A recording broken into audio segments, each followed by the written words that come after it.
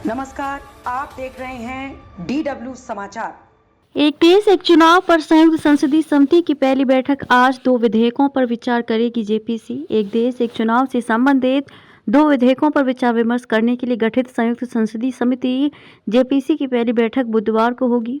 इस बैठक में विधि एवं न्याय मंत्रालय के अधिकारी जेपीसी के सदस्यों को प्रस्तावित कानूनों के प्रावधानों के बारे में जानकारी देंगे। संसद की 39 सदस्यीय जेपीसी के अध्यक्ष भाजपा सांसद पीपी चौधरी हैं। प्रियंका गांधी वाड्रा भी समिति में शामिल।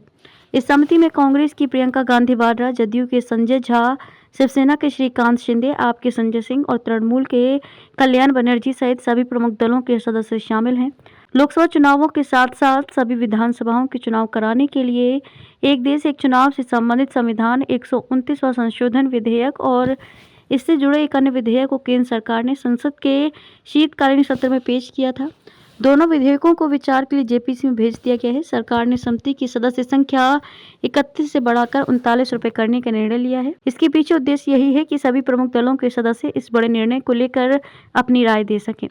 संबित पात्रा सहित कई सांसद भी समिति के सदस्य, पूर्व केंद्रीय मंत्री अनुराग ठाकुर, पुरुषोत्तम रूपाला और मनीष तिवारी तथा बांसुरी स्वराज और संबित पात्रा सहित कई सांसद भी समिति के सदस्य हैं।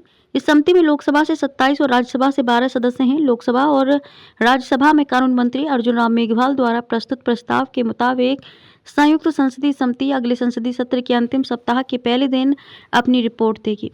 आखिरी बार 1967 में देश में वन नेशन वन इलेक्शन के तत्कालीन फॉर्मेट के तहत चुनाव हुए। तब उत्तर प्रदेश, जिसे पहले यूनाइटेड प्रोविंस कहते थे, को छोड़कर पूरे देश में एक चरण में चुनाव हुए। यूपी में उस वक्त भी 4 चरण में चुनाव कराने पड़े थे। 1967 का इलेक्शन आज़ादी के बाद चौथा चुनाव था। तब 520 लोकसभा सीटों और 3563 विधानसभा सीटों के लिए वोट डाले गए थे।